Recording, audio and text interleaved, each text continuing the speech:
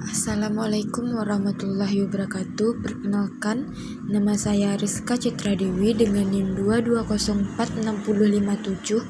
Di sini saya akan menjelaskan tentang proses masuk dan berkembangnya Islam ke Indonesia.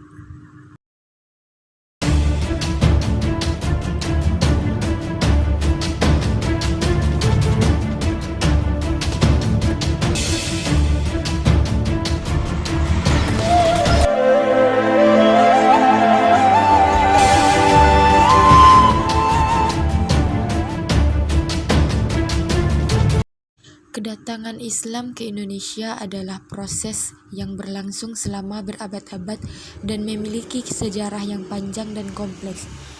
Kedatangan Islam di berbagai daerah Indonesia tidaklah bersamaan. Demikian pula kerajaan-kerajaan dan daerah yang didatanginya mempunyai situasi politik dan sosial budaya yang berlainan.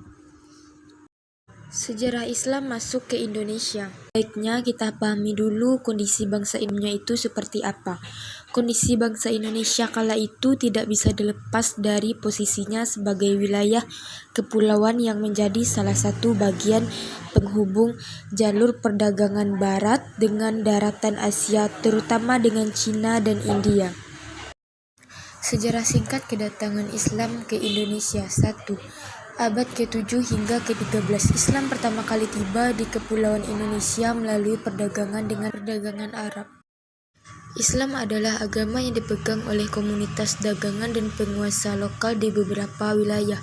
2. Abad ke-13 hingga ke-16, Islam mulai merasa lebih dalam masyarakat Indonesia, terutama di pantai utara Sumatera, Jawa, dan Kalimantan. Ada beberapa kerajaan di Samudra Pasai seperti Samudra Pasai Utara dan Majapahit di Jawa mulai menerima pengaruh Islam. 3. Abad ke-16 hingga ke-17, Kesultanan Aceh menjadi pusat penyebaran Islam di wilayah tersebut. Aceh menjadi salah satu kerajaan Islam yang paling kuat di Asia Tenggara. Kesultanan Demak di Jawa juga memainkan peran penting dalam penyebaran Islam di Pulau Jawa. 4. Abad 18 hingga ke-19, Islam terus menyebar ke seluruh kepulauan dan banyak kerajaan di wilayah yang berpindah dari agama tradisional. 5. Abad ke-20, selama periode kolonialisme, Islam tetap menjadi faktor penting dalam perlawanan terhadap penjajahan Belanda. Pada tanggal 17 Agustus 1945, Indonesia memproklamasikan kemerdekaannya dan Islam tetap menjadi agama mayoritas di negara yang baru merdeka tersebut. Ada beberapa teori masuknya Islam ke Indonesia. Teori ini menyatakan bahwa Islam baru masuk ke Indonesia sekitar abad ke-13 Masehi di bawah pedagang dari India. Teori ini dikemukakan oleh Pichnapel, Mogwiti, Fatimi, dan Snoch Hargonji, seseorang orientalis Belanda yang meneliti tentang Islam di Indonesia. Snoch Hargonji mengatakan bahwa Islam baru masuk ke Nusantara abad 13 Masehi di bawah para pedagang cambai Gujarat. Sementara Pichnapel mengatakan asal mula Islam di Indonesia dengan daerah Gujarat dan Malabar. Menurutnya, orang-orang Arab Burma Syafi'i yang berimigrasi dan menetap di wilayah India yang membawa Islam ke Nusantara. Kuti juga menambahkan ada hubungan antara Gujarat dan Indonesia dengan alasan Batu Nisan,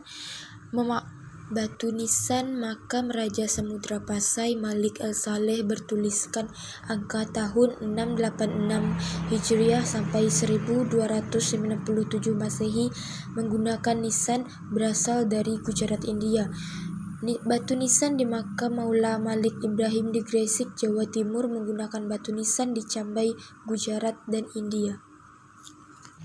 Teori Persia berpendapat bahwa Islam masuk ke Indonesia pada abad 13 dan pembawanya dari Persia.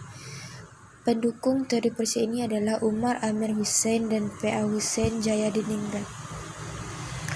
Adanya persamaan budaya di Indonesia dengan Persia mengenai peringatan 10 Muharram atau Asyura untuk mengenang atau berkabung atas Kasidah Husain bin Ali cucu Nabi Muhammad SAW di Sumatera Barat. Peringatan tersebut dengan upacara tabuy atau tabut. Kesamaan ajaran Sufi yang dianut Syekh Siti Jenar dengan ajaran Sufi dari Iran yaitu Al-Hallaj.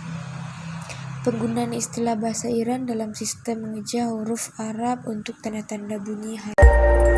Sekian penjelasan dari saya. Wassalamualaikum warahmatullahi wabarakatuh.